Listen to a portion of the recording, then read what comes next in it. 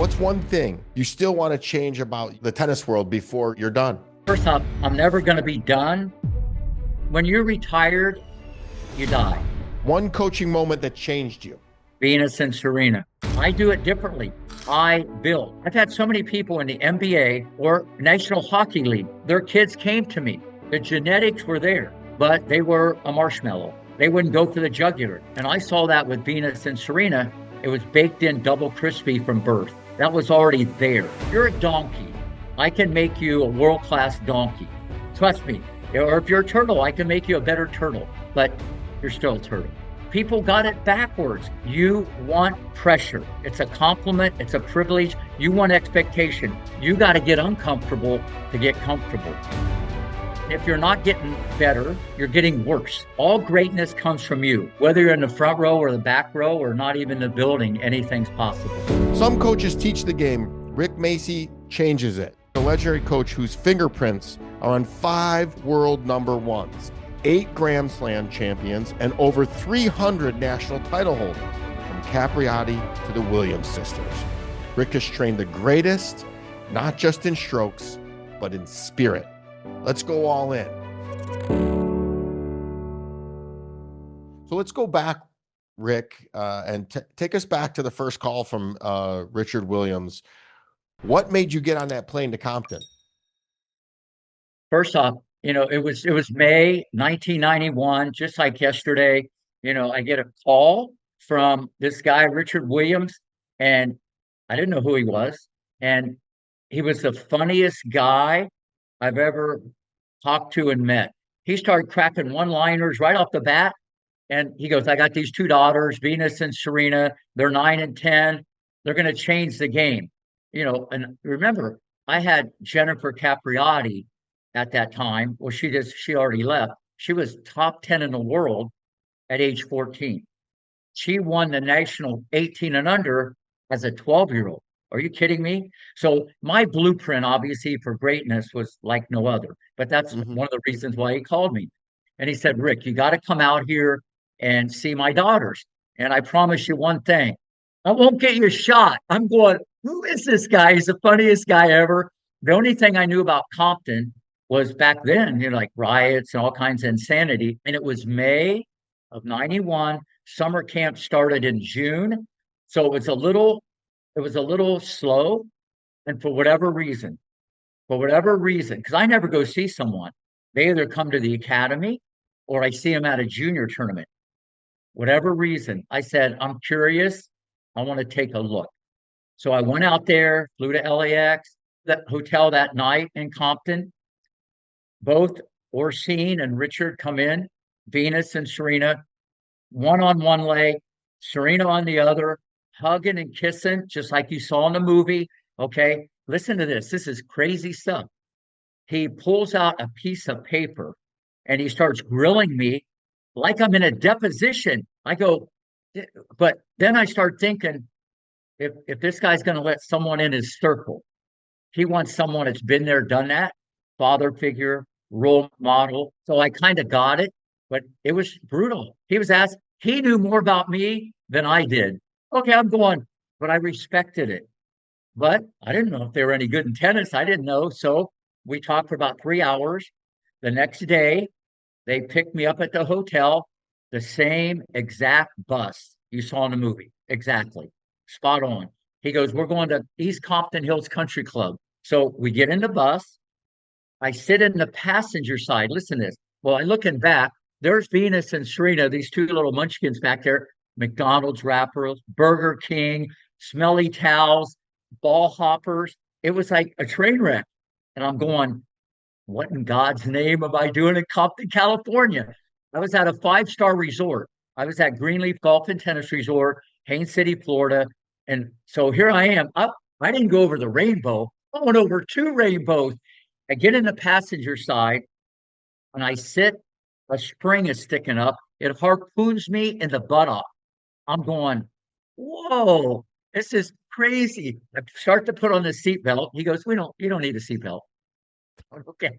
So now I was in the movie too. So then we're driving to East Compton Hills Country Club. About 10 minutes into the drive, this story is great. About 10 minutes in the drive, I'm looking around. I'm going, this is a strange place for a country club. Listen to this.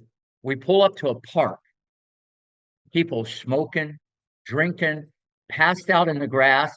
Guys are shooting hoops at 7:30 in the morning on a Saturday. There's about 20 brothers. They're all firing jumpers and playing. We get out of the bus. We have to go across the basketball court. Listen to these two tennis courts. We get out and they go, hey, Richard. Hey, King Richard. Going, they called this guy King Richard. This was 1991. Listen to this. And then they go, hey, VW, Venus Williams. Hey, Meek, Serena Jamaica Williams. That was Serena's middle name. We go across the basketball court. It parts like the Red Sea. This is, I'm just like freaking out, you know. We go onto the court. I had a box of Wilson tennis balls shipped there. He goes, brother, man, we don't use new balls. I want old balls. I want them digging and bending and reaching. We don't use new balls. I'm going, whoa, this guy's he's on the other side of the tracks than me. So we go onto the tennis court. Me and you wouldn't play on the court. Cracked up, nets have holes in it. We go to the net post. There's a shopping cart with 7 chains wrapped around it. Okay, I'm sitting there going, we waited 20 minutes. It took him that long to get all these chains off the shopping cart. He goes, Rick, got to secure it. It won't be here in the morning. Okay. Then he takes these old balls, puts them in the cart. Now it's showtime. I start feeding balls to Venus and Serena. I didn't see anything, nothing. Arms, hair, legs. They had beads in their hair. Beads were flying off. I'm going, this is a joke.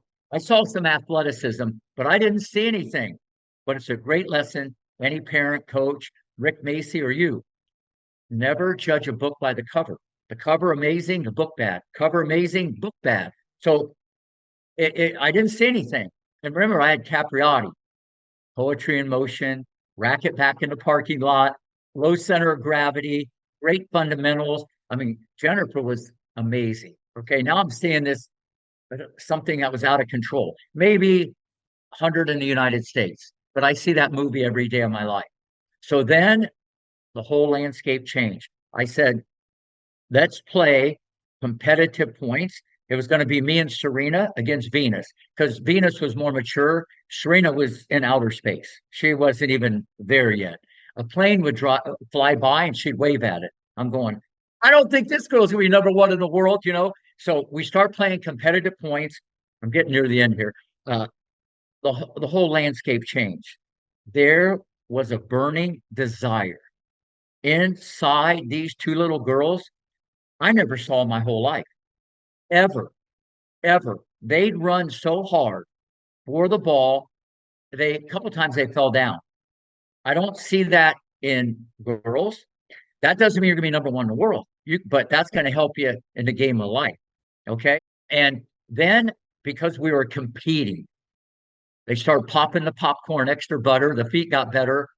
The shoulders turned. The technical got a little better, but it was still a mess. I just saw something I never saw before. Now I'm thinking, because if you were big and strong in the early 90s, you weren't nimble. Very different. I said, 5'10, 145. This is the coach evaluating. 6 feet, 160. I'm projecting like when they're 17. I told Richard, this is in the movie. Come here, buddy. Let me tell you something.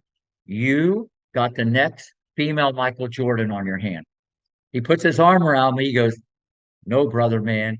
I got the next two. Okay. So 4 months later, I I rolled the dice. We did a contract, $92,000 motorhome, salary, Disney tickets, condo, golf court, my time, hitting partners, taekwondo, boxing, ballet. I was on a mission that not only, okay, this is all on video and print, not only could these girls become number one, okay, they were going to transform the sport. And it was a mystery, but we changed history. Before we hit record, you were talking about your new protege, and I don't want to go there yet, but your eyes lit up. Is desire the one attribute that you look for in in these killer tennis individuals that you work with?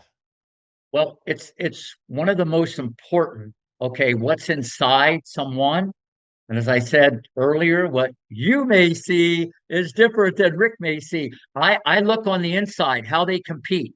That's the number one job of any coach, football, baseball, basketball, to get the player to compete better. And I saw that with Venus and Serena. It was baked in double crispy from birth. That was already there. That means one thing: you're going to handle pressure better. When the fans are in the stands, everybody gets nervous and you're going to blink.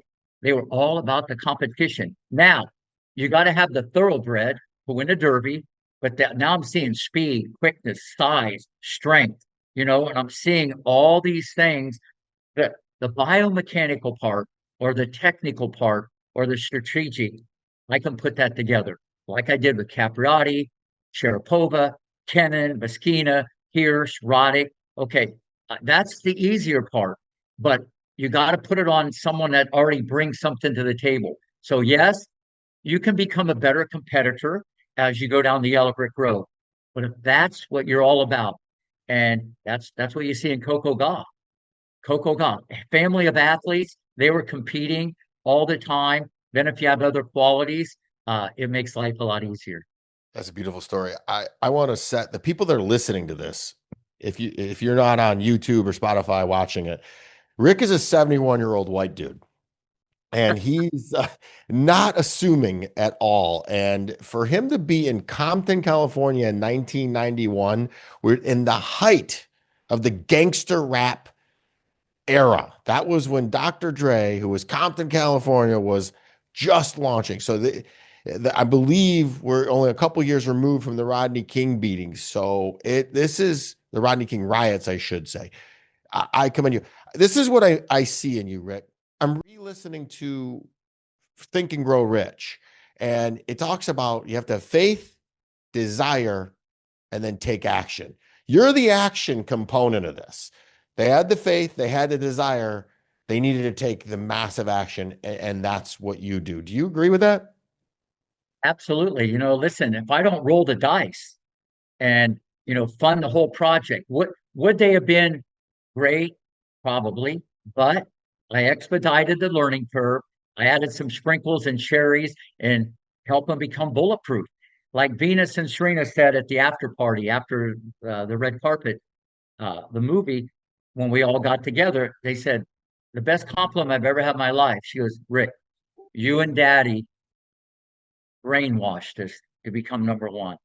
So I can't go too deep into the positivity and the atmosphere every day, about thinking big. And I just do this different than anybody in the world. And that's why I can get people to move mountains and I extract greatness out of someone, whether you're just going to play high school tennis, you're going to go to college, if they buy in, and then you're bringing some genetics to the table, I can bring out greatness. So you've said they didn't just change tennis, they transcended it. What did you mean by that? And what's that mean to you now? Yeah, well, in the early 90s, if you were big and strong, you weren't super fast or nimble. They brought a different athlete. Forget the African American community, which they flipped that script and more have gotten involved. That speaks for itself, obviously.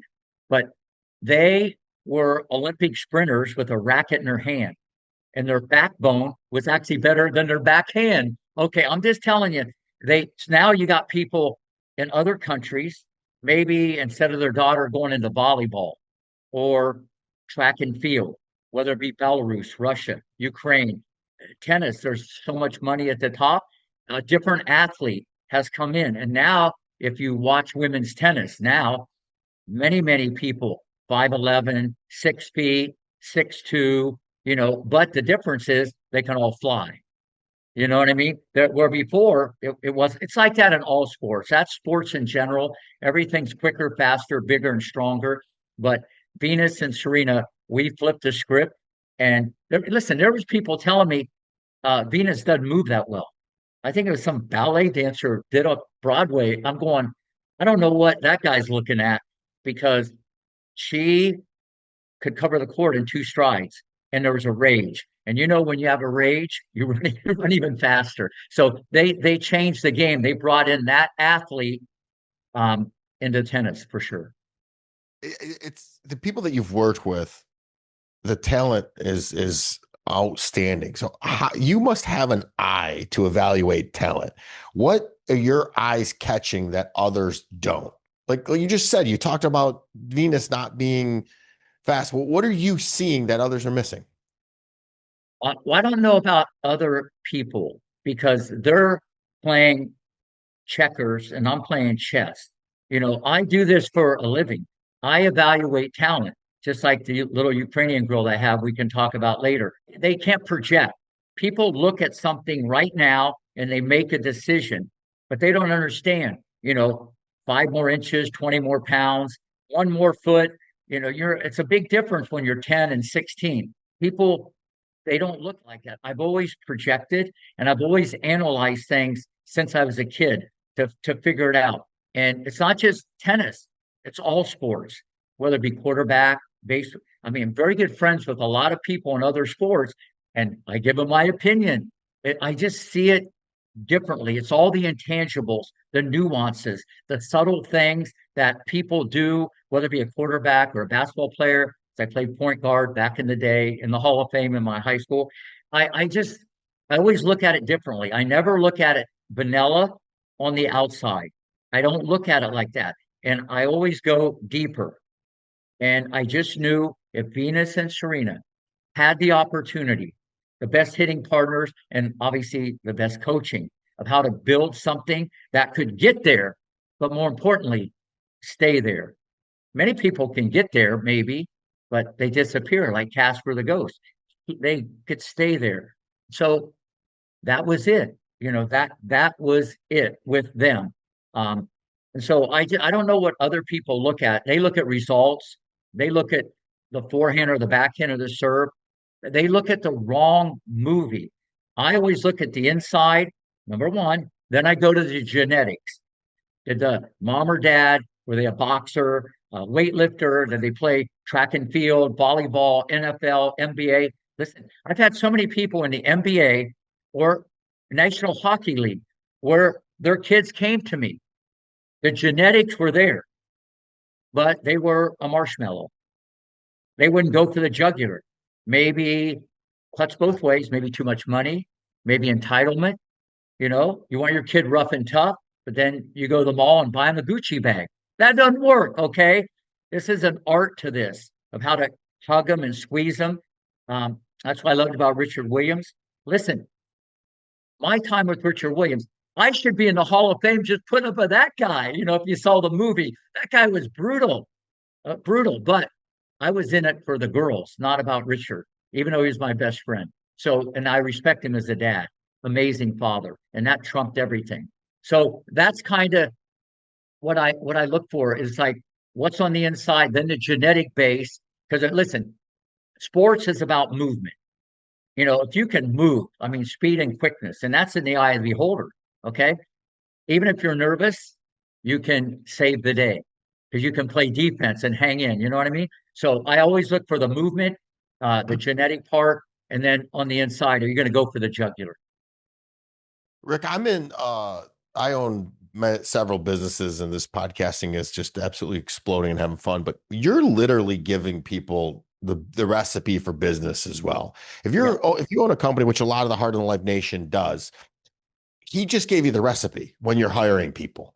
Find somebody who has the desire, who has the potential, and then wants to take action and help them, lead them to take action. Could you have predicted what happened to Tiger Woods? Did you see something in him that said that he would go soft or he was doing something soft? Did you? Because I see you as an athlete, a success whisperer. You mean the way he exploded or the way it blew up at the end? The way it blew up. Well, let me go with the entry first. I saw greatness genetically because there was extreme athleticism with the father, African American, okay, and the mom who was Oriental, and there was a calming skill. Okay, he got the daily double. He got the intensity and the calmness. Listen, you can be rough and tough, but you got to have the intensity and the calmness to create the ideal performance state. And no one handled pressure better than Tiger. But I think his thing, no, I couldn't see what was going to happen. Everything changed in his personal life, and then the injury set in. Now you're playing catch up. Okay. So I think people should look at it for what it is and not look at it like we never caught Nicholas. Because let's face it, the competition was different, and people will agree he's the greatest golfer that ever swung the stick, period. Yeah. What's the first thing you fix when you meet these raw talent? And this is a great time to talk about your new talent, the 9-year-old that you were gushing about. What I would bet you see the same thing in a lot of people. What is that?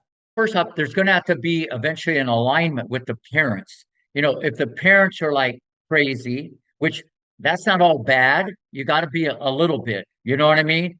Like, who's going to come out this morning at 4 o'clock when it's 30 degrees and have a lesson with me?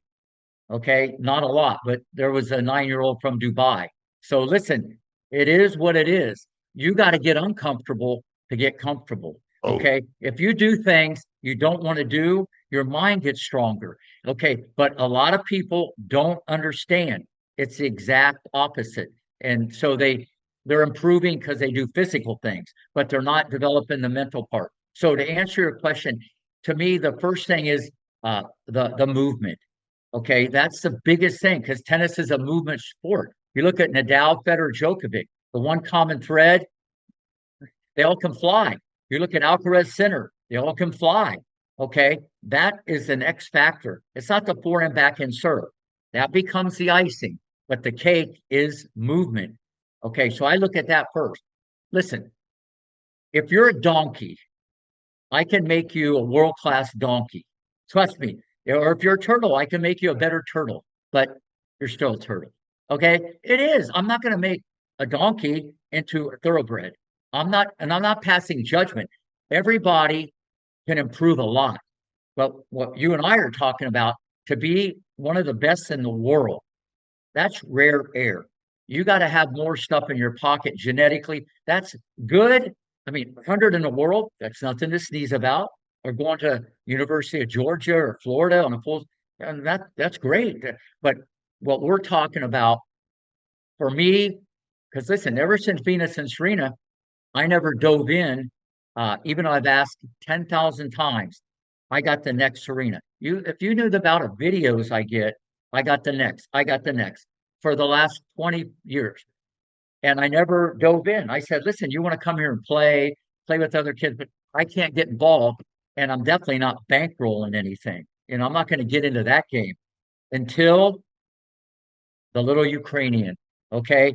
A good friend of mine, Peter Bodo, senior writer, tennis.com. He said, Rick, you got to take a look at this girl. And I said, Peter, I've seen the movie so many times. Send me a video. Send me the video. I didn't see anything. She's 7 years old. The racket's as big as her. I saw some athletic ability, but I'm not going, wow. But I didn't do that with Venus and Serena. And I was there in Compton, all the brothers going, I don't see it.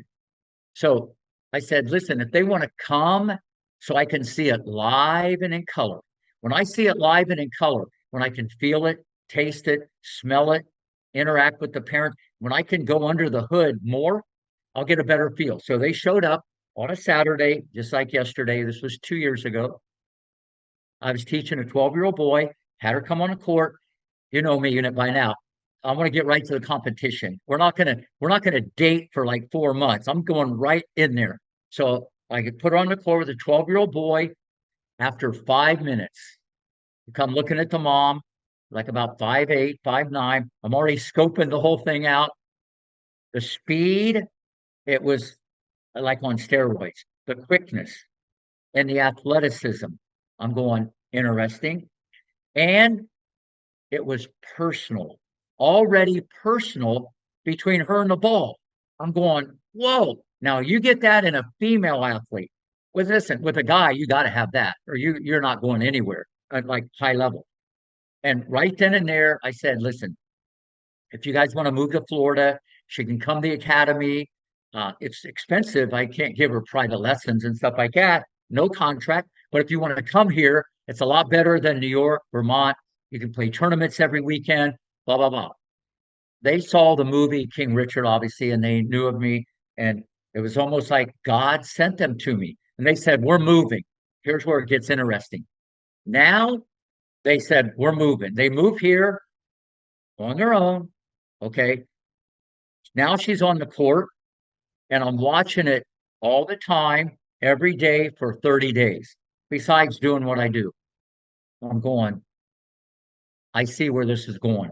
I go to the parents. If you're interested, I would do the same thing or similar I did for Venus and Serena. I've never done it in my life. I haven't done it since 1999. I've been asked 10,000 times. Now, this is a 7-year-old. You almost have to be insane because it's not like there could be major endorsements from Nike or someone at 14. This is a long way to go, you know? So I'm thinking I got to dive in, but she needs me. I got to get involved, and I'm already teaching all the time. So we did a contract, 20-year contract. I coach her, I represent her. Listen to this. I coach her, represent her. I take care of a lot of stuff, blah, blah, blah. The finish line is down the road, but let's back the truck up and let's see where this starts. Now, this 2 years ago, she was a 3.1 UTR. You probably don't know what that means. That's just like a ranking. That doesn't really mean anything. But here, 2 years later, she's an 8.2, the highest ever in the history.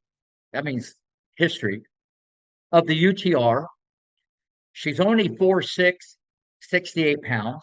She's already beaten the best 12-year-olds, okay, in the United States. And she's the size of that microphone you're talking in. Okay. But she plays the ball. She doesn't leave the baseline. It's personal. When she played the Orange Bowl, everybody could see her live and in color.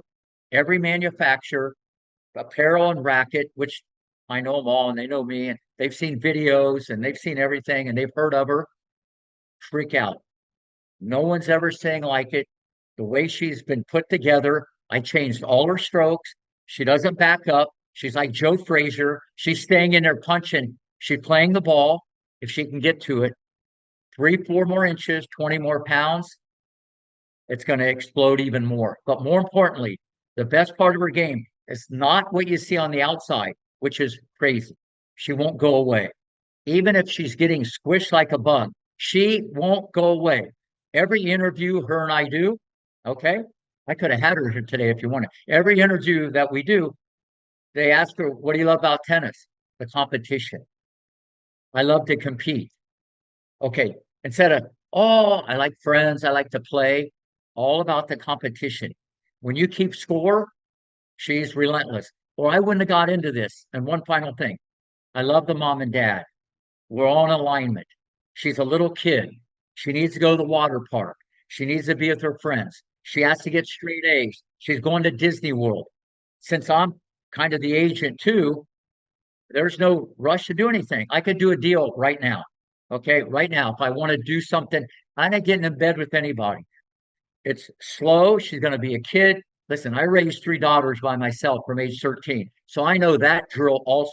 I should be in the Hall of Fame for that, besides Richard Williams, raising 3 daughters by myself. So I get it. I get it. And more importantly, she's like my fourth daughter. I love the little girl. I love the family. We're on a mission. There's no rush. And what I love more than anything, even though we started at 7, if we'd have started at 12, obviously the financial part's going to come back the other way down the road sooner. I can bop and weave, go through the front door, the back door, the side door, the chimney. I can tweak and adjust. I've modified every part of her game technically. Okay. And I'm putting together something when she goes into pro tennis that they've never seen because I'm going to be way ahead of the curve. It's going to be quicker and faster, the game. And like I said, we're already talking about Coco Gauff, Mira and Draven. The people are there, but I'm also worried about who's in the rearview mirror. And so this is how I do things. And like I said, the most important thing, when she's not on the tennis court, she's the nicest little girl you'd ever want to meet. and she can just go bang. It's kind of like that football player when he puts on the helmet. He's like a crazed assassin that just wants to terminate you, and then he walks off, and he's the nicest human being you want to meet. How you get it? You can't buy it over the internet. You can't buy it at Publix or Walgreens.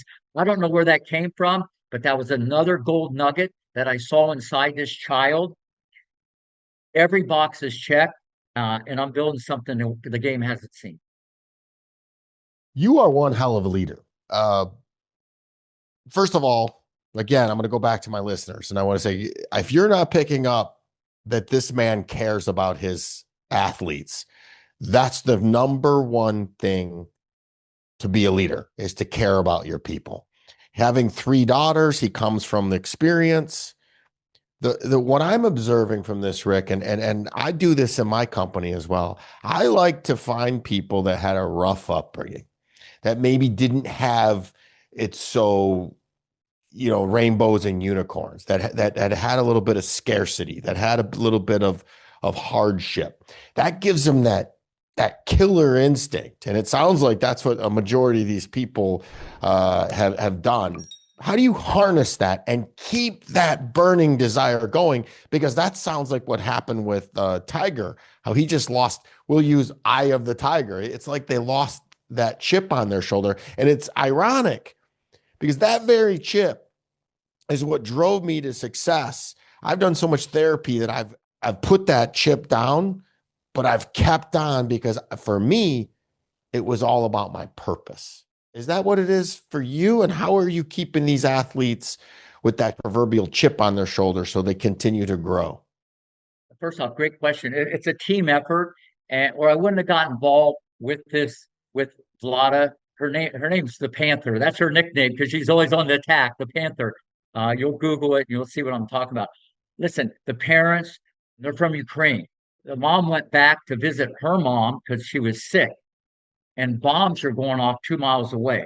Oh, You got to understand, this is hardcore on steroids, and that's way before Rick Macci got involved at age 7. So there's an appreciation, like you said.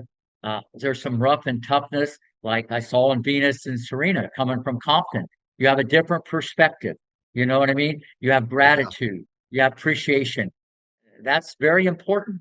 You got to have that. Even if your parents are a billionaire, you got to have that. So it's not like, because Pagula, she's one of the best in the world. So is Navarro, and both their parents are billionaires, but they're great competitors. But that's kind of rare when you're hungry. Yep. And people don't know what that means. That's such a vague word, just like coaching. What is coaching? I can tell that's a whole nother podcast. Hunger is hard to describe. It's a different level of hunger. And this girl's hardcore. Like I told the mom, listen, if you want to sleep in today, you can come a little later. You know what her comment was? I can sleep in my next lifetime. Hmm. Rick, I can answer your question though. Hunger, for people like me that I grew up literally hungry, there was no food in the house.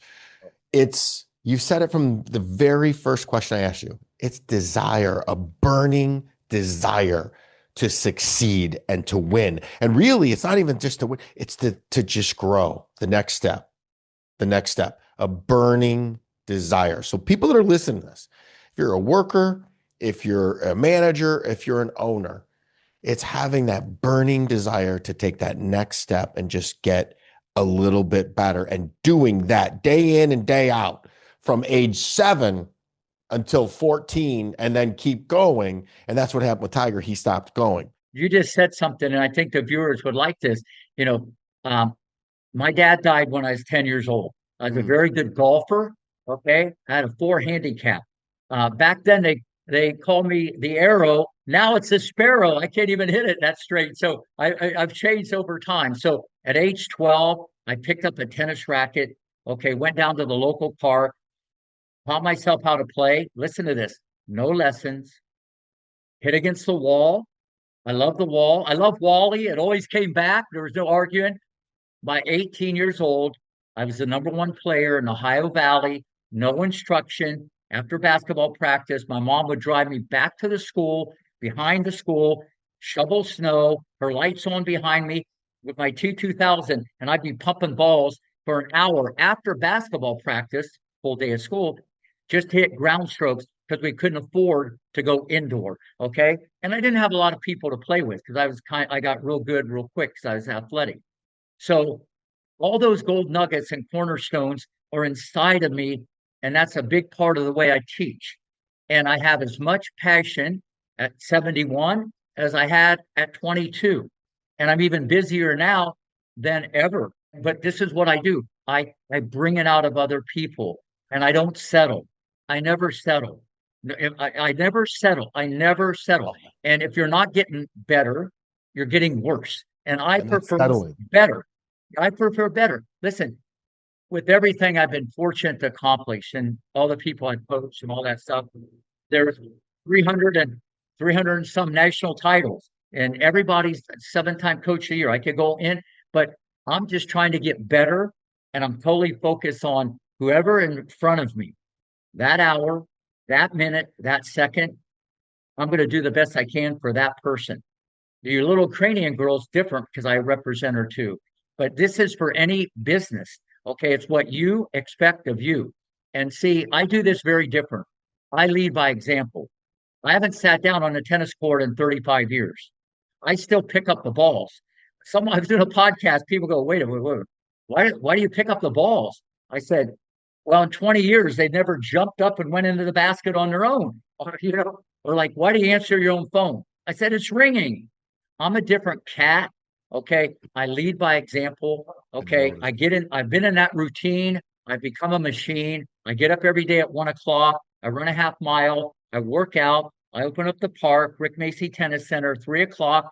At 4 o'clock, I'm on there. Listen, at 71, I'm a park ranger. I could put that on my resume. This is 7 days. It works for me, but my mind has been trained. When I see garbage, I don't look at it like, why don't these people pick up garbage or whatever? I look at it as exercise. I look at it differently. That's why I still sweep the sidewalks. I have humility and I still have those Midwest qualities inside of me. I treat others better than myself. Besides, if you saw the movie, I extract greatness different. I'm not like Bobby Knight. I'm not going to throw a chair at you. Okay. I do it differently. I can be rough and tough and go for the jugular, but then know how to come back around the other way and lift. And that's what people should do. Everybody should be trying to get better. And the best motivator for anybody, whether it be a leader or an employee, is in the mirror. All greatness comes from you. People can help you, but they're there to help you. It has to come from you. But people, they like to gossip. They like to mess around. They're okay with mediocrity, but they're going to complain about it. And another thing, everybody's aware what they should be in their mouth. Okay. But they're not aware what they put in their brain. They should listen to guys like me and you and YouTube and get off of the negative stuff because this is why people say, how do you have so much energy? I don't know that I have that much energy. It's just that I never make excuses. I look at everything to a different lens, but that I've trained myself to do that for 30 years. And I'm exactly the same way. But the main thing, I have that gift to be able to present it to other people in a way where they understand it. Well, maybe a guy with a PhD or a sports psychologist, I leave him in the rearview mirror. So good. You're a beautiful human being. This is a masterclass in all things. You said practice makes the master, average is the enemy. Before I ask you the next question of what separates good from legendary, I got to ask you, I'd be remiss. I heard you push in Ohio. Where were you born? Yeah, a small town, Greenville, Ohio, 10,000 people, 20 miles southwest of Dayton, Ohio. Had the best childhood ever, even though I lost my father at age 10. It's like it was the best. You know what I mean? You don't know what's going on, and you just love it. And I loved it. And court number 1, there were 6 tennis courts, and I was there every day. I mean, I'd be serving balls in the rain. I know what hard work is, and that's why I try to get that out of others. Totally weird question. It's been 61 years since your dad left the earth. Was there ever a conversation? How many conversations have you had with him that you wish you could have had in person? Oh, that's an interesting question. I was so young, I didn't even understand what was going on, other than, he always took me to pump, pass, and kick, and he did a lot of athletic things with me with golf and so on. I think I was just too young and naive. 10 years old to lose your dad, that's kind of brutal. And it's just me, my mom, and my sister. But I never look back. It is what it is. Life, I've trained my mind that, I have problems just like you. I anticipate problems, so they're not a problem. And I deal with them differently. So I wouldn't change anything. I have no regrets at all Is about that what anything. is that what makes you a great dad? Am I a great dad? My daughter's, hey, am I a great dad? That just cost me $100. Okay, yeah, I guess so. So listen, yeah, I think so. I bet you're wondering why I asked you that. That is, I'm a very, I believe in that there is a higher power talking to us. And I just worked on some conversations with my therapist yesterday that I wish I could have had with my dad. My father was sick for many, many years, from 8 till he finally passed around when I was 22. And there were conversations I just wish I had as a young man. There was a lot to be desired, a lot left on the table. My father was super, super smart, but didn't have that burning desire to get better. And he basically just gave up. And I don't like that to this day. And when I see that in people, I'm like you. I see potential and I see it in everybody that gets me in trouble. So I'm a fellow Midwest guy. I grew up in Detroit, and I look in a mirror when I see you, and I just wanted to ask you that question. I know it seemed odd, but let's no, go no, back. I love it. But to expand upon that, my mom was very much like me. She just always said, "You'll figure it out. You'll figure it out. You always figure it out. You You always did. figure it out." She never, because you got to understand, I deal with craziness. You could imagine, Stefano Capriati, Yuri Sharapova, Jim Pierce. I've had the tennis fathers from outer space. So you got to understand. But that was my mom, always supported. Um, just you'll figure it out. You'll figure it out. You're special. You're different. You're wired different. Okay, you're wired different. Even when I was a little kid, 6 years old, I'd write her poems and leave little notes in the refrigerator and under the table. And a big part of the way I teach is rhymes and association and these Macyisms that are pretty much known around the world. Just to expedite that learning curve. And kids remember, people come back and they come back with the one-liners. You know what I mean? And so my mom was like, just so supportive. You'll figure it out. You're different. You're very different. You'll figure it out. And that is a big part of me, made me more diverse as a teacher and a role model. So I'm a big fan. Again, you keep going down these paths where I feel like I'm looking in the mirror. So the I trust me. I trust you, but I trust you because I trust me. yeah. I trust that I'm going to figure out. And how do you go about teaching? Because I literally just gave this the start of the year speech to my cybersecurity firm, my AI cybersecurity firm. And I said, guys, we have to have the courage to believe in ourselves and lean and trust on ourselves. How do you instill? I can hear that you have it because I have it. Game recognizes game. Yeah. How do you give that to these individuals? That belief in themselves that they're going to figure it out and they're going to be okay no matter what. Well, every day at 10 o'clock, I give a speech to all the kids, whether they're 5 years old, 10 years old, 18, and to the parents. Everybody records it. They put it in their journal. I make everybody write it down. Because listen, all these people hear me, but they maybe not will be listening. There's a big difference. And I have the voice, obviously, and the platform and the pedigree if they're not going to listen to me. So they're going to listen a little bit more, but this is a process, and that's the art of coaching. When to say it, how to say it, why to say it, who to say it to, how loud, how soft. How I do with an 8-year old is different than a 12-year-old or someone on the pro tour. I work with over like 30 girls on the pro tour that come in even with their coaches. There's an art to all of this stuff. But what I do, it's a constant drumbeat. You can't say, oh, they're a bad student.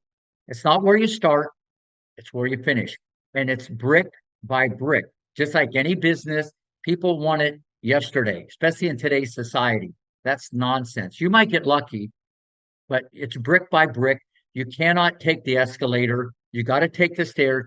And I teach them every single day. If I little, and then we're here, you know.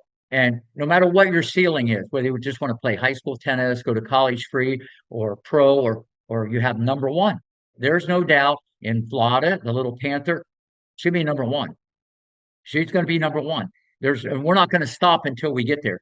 Uh, so what I'm trying to say is it's this constant 24/7 as me, like you said, being a leader or running the show. It's every single day I'm pepper spraying, whether it be in a text message, verbally. I'm always there, almost like they're boxed in because their parents are going to have some influence on them, obviously, and you can't always trump that. Especially if the parents have a lot of money, because that could kind of shift. Oh, I'm not going to be as hungry, but I keep them in a box and they're trapped like a rat.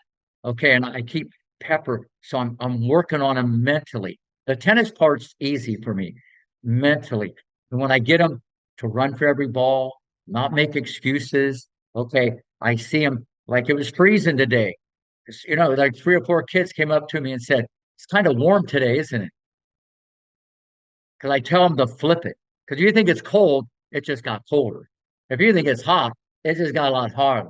And so it's all mind control. And when they might just be saying that to get a hoodie from me or something, but when I get them to think like that, I know I'm making a difference not only in their game, but in their life. And especially at this stage of my life, that's the best feeling in the world.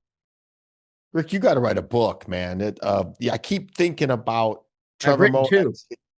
Did you? Macy Magic, there's a book I did a while back about everything. And then I did Billion-Dollar Mind. I did it with one of the top Oh, I gotta read neurologists. them. Yeah, top neurologist in the world. I actually taught her and her sister. She's like one of the best doctors in the world. Um, yeah, we did a book together. It was a great thing. She reached out to me. I came at it from the way I'm coming at it with you. She came at it from your brain point of view. So and it kind of validated everything I've done my whole career. She's like, whoa. So I loved it. It's a great book. Everybody loves it. So you keep reminding me you're the tennis version of Trevor Moab, who was the football version, and then the football coach. He coached all the top football athletes about mindset. And then there's Tim Grover for basketball. He coached Kobe and Michael. You're the tennis version of that, and you're the real deal, my friend. Well, The, wait, let the me chime in with that. What I do is a little different. It's one thing, whether it's Jordan and Kobe and these people, the product is almost finished. The house is kind of built, and you can put a different paint on it to make it, like you said, flip the script mentally. I I build the box. I get it at Publix. I put it in the oven. I bake it. I put the icing on it. Then the sprinkles. I'd rather build the box than sit in the box. I do it differently. I build, and that's why you have Venus and Serena. I said when they were little, I mean, number one in the world. Capriati, number one in the world. Sharapova, she'll be number one in the world. She's in a bubble, number one in the world. Sophia Kenin, at 8 years old, she'll win a Grand Slam, won a Grand Slam. Now, have I been wrong? Yeah, someone's father passed away, girl broke both her wrists, but I don't say that. I've only said it like 8 times, and 5 of them, it's true. And this is at a young age. When you predict legendary or greatness and they're still a kid, people don't like that. And even you said pressure, expectations. I flip it. It's a compliment. Hey, listen, if your phone ain't ringing and no one's talking about you, you might as well be dead. Oh, you might as well be dead. You're toast. You're toast. People got it backwards. You want pressure. It's a compliment. It's a privilege. You want expectation. When that article came out yesterday on CNN and 15 million people saw it about that, there's going to be people throwing knives and daggers and haymakers. Listen, I don't care about that. It's me, the little Panther, the mom and dad, and we're going like that. There's a wall up. I've been through this my whole life. Okay. Whatever happens, happens. But at the end of the day, she's going to have a great childhood. And no matter where this ends up, even though she'll be number one, all these qualities is going to make her a superstar on and off the court. Success leaves clues, and not once, except for a couple of little Macyisms that I hear you talk about you. And I would say that your compassion, your consistency, your kindness, those are all things that make you a great leader. But what is the one thing that will separate someone who's good from someone who's legendary? Wait, say that again. Someone, a player, mean who's good? What's the difference between being good and legendary? You mean a coach or player? Player. Oh, it's listen, no matter what anybody says, it's a package. It's not one thing. It's not one thing, it's a package. But the number one thing, every sport, the greatest players of all time in any sport, it's a game of inches from one ear to another. It's the mental part. You got to remember to forget. That's the most important thing in life. We both know people that are still mad about things 20 years ago. I don't know what that guy's problem is. Listen, you got to remember to forget. And this is the toughest thing in the sport that I do. It's brutal. You got 20 seconds to flip it in your mind like it happened 20 years ago, go back to the fence, come back out, and feel like it's your birthday. Like you feel great. Love that. And you can't have that baggage. So it's the mental part that I work with people more on. Because when I get them to get in that routine, as I said earlier, you become a machine. I'm enjoying the heck out of this, but we're coming up to the end. I have two more questions and then a quick 5 rapid fire, and I got to plug and bring this thing home. So, what's one thing you still want to change about youth sports or tennis, the tennis world, before you're done? Well, first off, I'm never going to be done. I'll probably hit the I dirt. knew No, it. listen, when you're retired, you die. Listen, it's the craziest thing. No, I'm just being honest the way I'm Hold put on. together. Could I just jump in for a second? I just thought I'm 50 years old. I just was thinking about retiring at 60, and I got the chills, and I'm like, no, no, no. So I'm with you on that. I don't think I'll ever retire, ever. Not No, built like listen, that. listen, the only one that would like that would be my cat. I'd be petting the cat like 8 hours a day. I'd be able to train him. He'd probably be doing footwork drills and everything else. I'm wired different. I'm a different animal. Um, the So question was, I say that all the time, and I love that.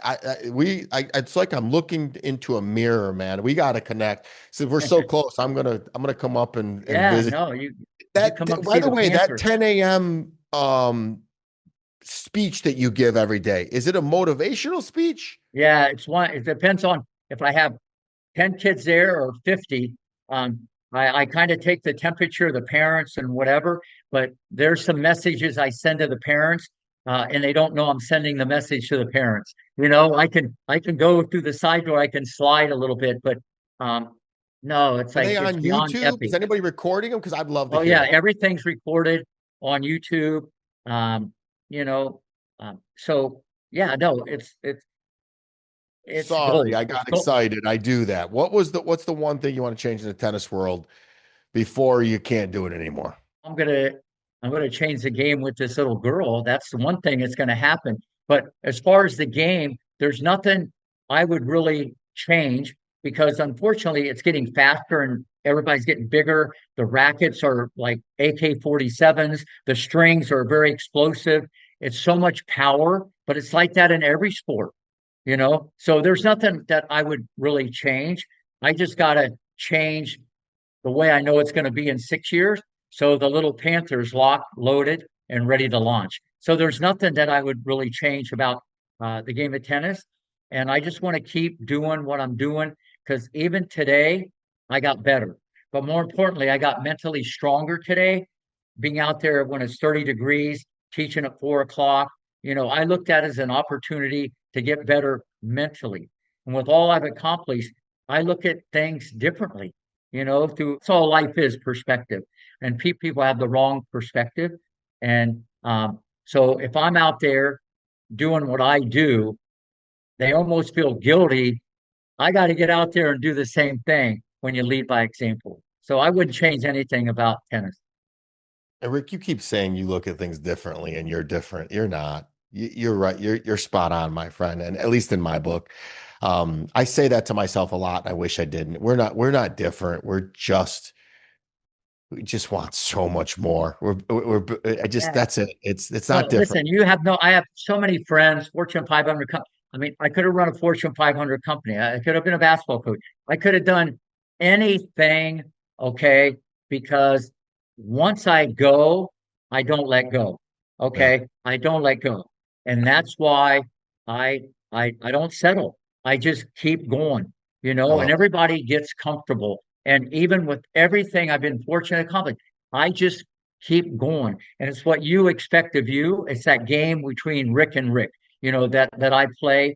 And I motivate myself every single day, um, because that's what I expect of myself. But I've done this for so long, it just it just grows. So here I am, self-taught, no lessons, and probably one of the leaders in the clubhouse in the sport that I've been teaching my whole life. Final question, but I do have a comment. I would say in the game, I'd like to see more sportsmanship and especially treating yourself, the umpires, and the fans with respect. I see a lot of whining, a lot of complaining that I just would. You didn't see that years past. The smashing of the racket. Come on, emotional intelligence needs to run rampant in all facets of this life, not just sports, in the world, in politics, in business. If we all look in the mirror, become better, this will be a better place. So just I know that you already preach this, but I want everybody to understand we all can rise to. Yes, there can only be one number one, but there can be a number two, a number three, a number four, and we can all rise together. What's a dream you haven't touched yet outside of tennis completely? Ooh, that's an interesting question. I know this is going to sound crazy, but I've had the best life. I've been the most fortunate person ever. If you look where it started and where I'm at, and Mm. my goal right now, okay, uh, do this as long as I can, uh, stay healthy, just knock on wood with that, and keep changing lives because that's what I was meant to do. And I'm on a mission, okay? And what I believe I'm going to achieve is with this little girl, Vlada the Panther Haranchar. I'm on a mission because I have a chance, and it's not about me anymore. I'm a vessel. I'm a vessel or a conduit for her to reach her goal. And it's the daily double. I got one of the best athletes I've ever seen that goes for the jugular, okay? And I'm putting together something the world hasn't seen. And that's my goal, um, right now, besides my business and everything that goes on. And because this little girl deserves it, because where they came from, escaping Ukraine, and it's the best feeling in the world that, like I said earlier, I'm not just going to change her career. I've changed this whole family's life. And that's the best feeling in the world. And that's where I'm at this stage of the game. What you believe you will achieve. And remember, he just said that. That was Rick Macci. What you and you will when you believe it, you will see it.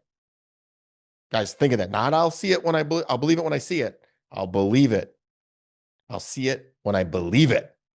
That's from me. Rapid fire. Five, six quick ones. Just one word to one sentence. One coaching moment that changed you. And Serena, I love it. Toughest player you've ever had to motivate. Serena, Best advice you ever got from a parent. keep your mouth shut. I listen to that, especially from that crazy parent. As men, this is the hardest thing we do. What do most athletes get wrong about competition? The mental part. Oof.